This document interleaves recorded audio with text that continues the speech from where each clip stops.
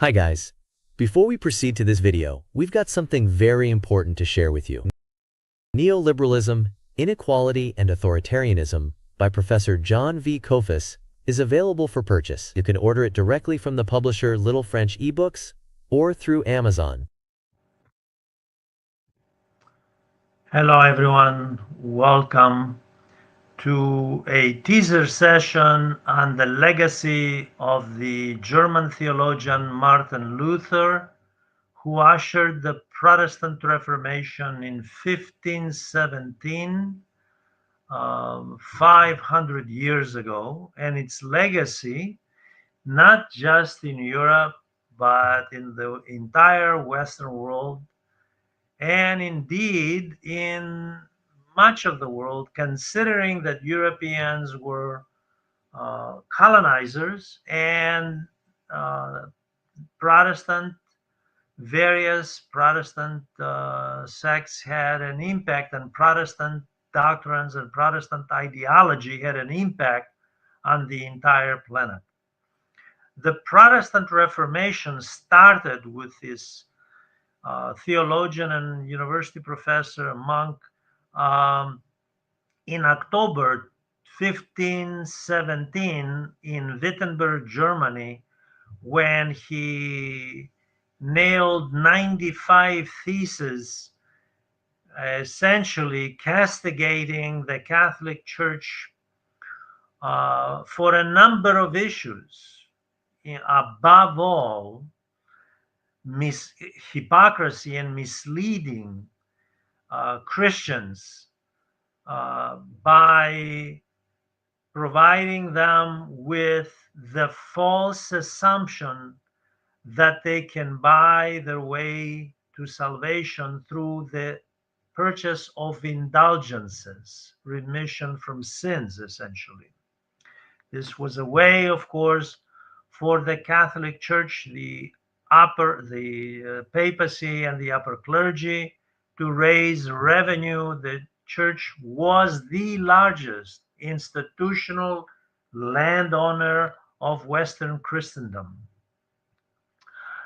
The focus of the analytical video, which I invite you to watch, is not so much about the theological and doctrinal aspects of this. There are many books, many articles, scholarly works, and of course, colleges and universities throughout the Western world teach the Catholic Reformation, not just in theology classes, but in sociology, in connection with Max Weber, the German sociologist influenced by the Reformation, by both Martin Luther and John Calvin.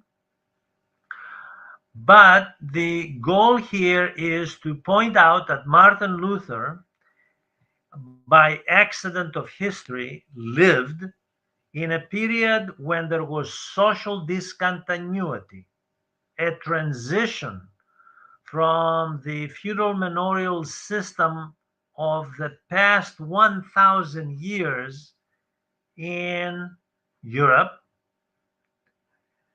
a system where the nobility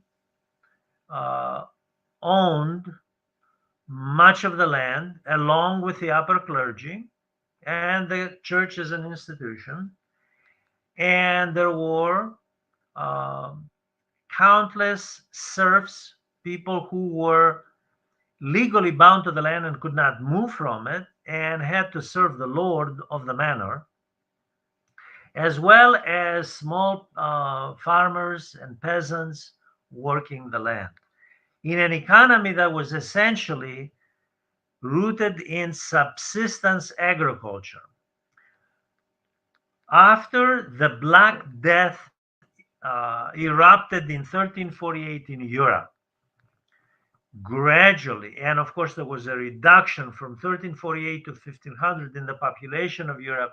Statistics vary from 25 to 30%, by the way, in terms of total numbers, but it's very difficult to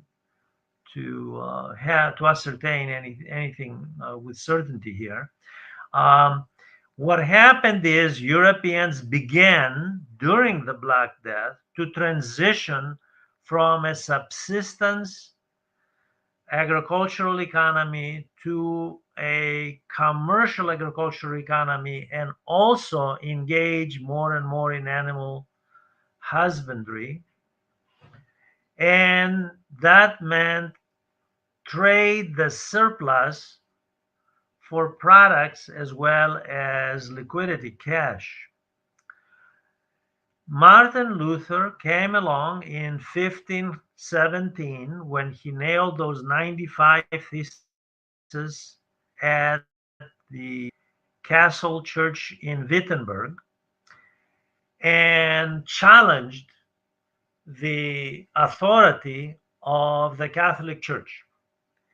Essentially, he was arguing for theological and doctrinal purity based on his interpretation of the Bible. By the way, he translated the Bible into German, indicative of the rise of European nationalism and the use of the national language rather than Latin. That's important. Martin Luther was not intending, and of course he proved this eventually, to propose a reformation that extended beyond the spiritual realm. He was not concerned in anything other than the spiritual salvation of the faithful. However, one of his pupils, Thomas Munzer, was interested in exactly that, and he did not see a dichotomy. He did not separate the human being into spiritual realm and material realm. He saw all of it as one. And his view was that egalitarianism must not be confined to the spiritual realm, but must extend to the social realm as well. Now, this was a period of transition, as I said, from the feudal manorial system to the capitalist economy, which means essentially producing a surplus for trade. And it was a transition when cities began to grow as the money from the surplus from the trade went into building homes in towns and small businesses in towns and banks. And of course, shipping became very important, considering that it was not just local trade and national trade that began to thrive in the 16th century, but international trade. Capitalism began to grow. And as the Spaniards and the Portuguese, especially the Spaniards, were bringing in gold and silver from the New World, that sent prices of everything higher in Europe. So Luther lived during a time of inflationary pressures, rising land values, rising rents, and at a time of the enclosure movement. Enclosure simply means the common lands that existed throughout the Dark Ages, lands that were laid aside, and peasants and serfs could go and hunt and fish in the rivers and collect wood and vegetables and wild fruit and so forth, and supplement their living through this. Those were privatized. Okay. And this put pressure on land values, and it also made life very difficult. Luther was not, he was a professor of theology.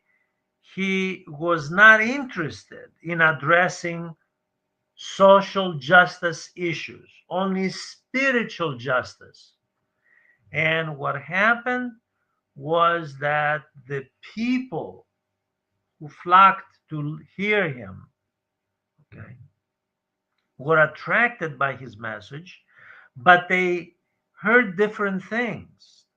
The rising bourgeoisie, the rising capitalist class, heard individualism, which they liked, individual responsibility, work ethic, diligence. Um, the peasants and the working class heard something else: defiance of an authority that was exploiting.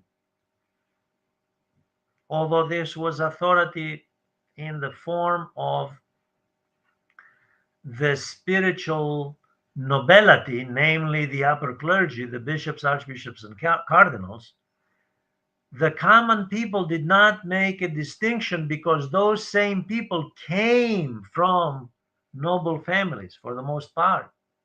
So to them, they were the same people. There was one elite, the class of privilege, the privileged order, and they were the people benefiting from the labor of the vast majority of the people. It just so happened that the peasants and the workers found leadership in a disciple of Munzer, and there was a rebellion in 1524, 1525, known as the Germans' Peasants' War. And that was led by Munzer. And that Luther made it very clear that he supported hierarchy. He supported the social status quo, not the spiritual of the Catholic Church, but the social status quo. He supported capitalism. He supported the efforts of the individual and rejected to make a living as best they could, although he knew very well the exploitative conditions, and he wrote as much, by the way. He denounced the peasants' war, the peasants' rebellion, in other words, and asked and sided with the nobility and the middle class, the capitalist class, and wanted the preservation of the hierarchy. So it seems that there are two Martin Luthers. One, the revolutionary, the reformer Martin Luther, in the realm of the spiritual endeavors of the faithful in Europe, in this case in Germany, but Protestantism in various forms spread throughout Northwest Europe, including in France, by the way, namely with the Huguenots, primarily capitalists against the Catholic Church. Um, and there was another Luther, the Luther who was very conservative, socially, politically conservative, did not want any change in the status quo. In the analytical video, I explore the legacy of Martin Luther and the Reformation in Western civilization all the way down to our own era of the last 50 years, the era of the neoliberal political economy. Martin Luther had a major impact on the uh, German sociologist Max Weber in the late 19th, early 20th century, who believed that the Protestant Reformation gave rise to capitalism. In my view, in the view of many others, by the way, it was exactly the other way around. Capitalism gave birth to the Protestant Reformation, but we'll discuss this in the analytical video.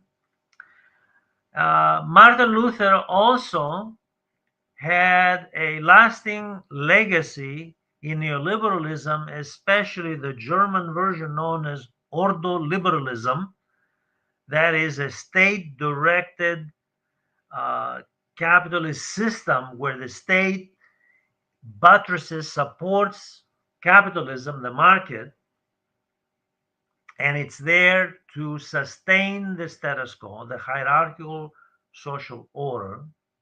Okay, and there are many aspects where the Protestant work ethic that Max Weber thesis develops rested in part on Martin Luther, in part on John Calvin, the French theologian, who spent a great deal of time in Geneva, Switzerland.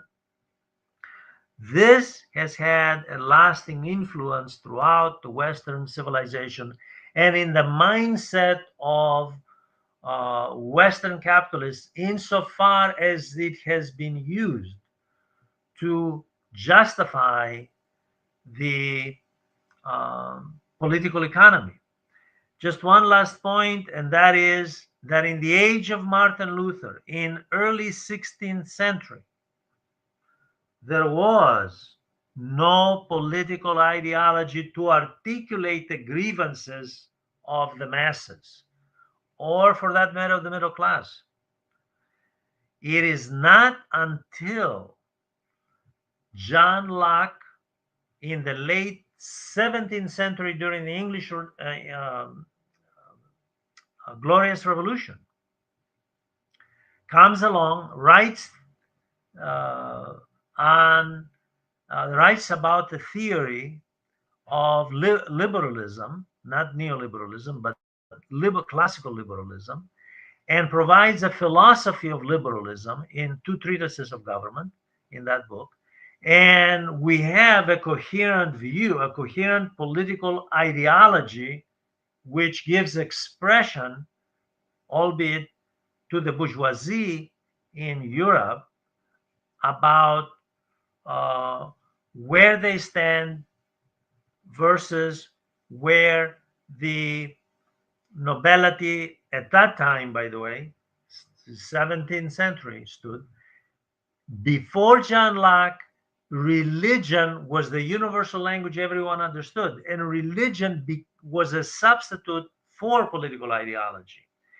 And so we have, on the one hand, Martin Luther protesting, Protestant Reformation, protesting against the Catholic Church, its hypocrisy, the most spiritual institution immersed, swimming in materialism, obviously, and other vices.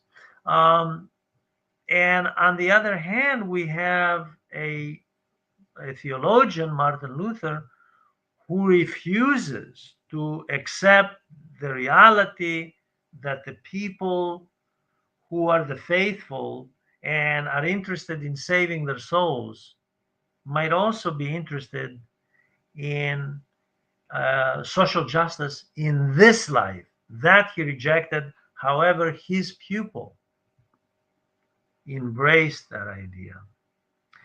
I invite you to join me for the analytical video. I ask you to raise questions, ask any question you like, write comments, and please join this educational channel. Thank you very much.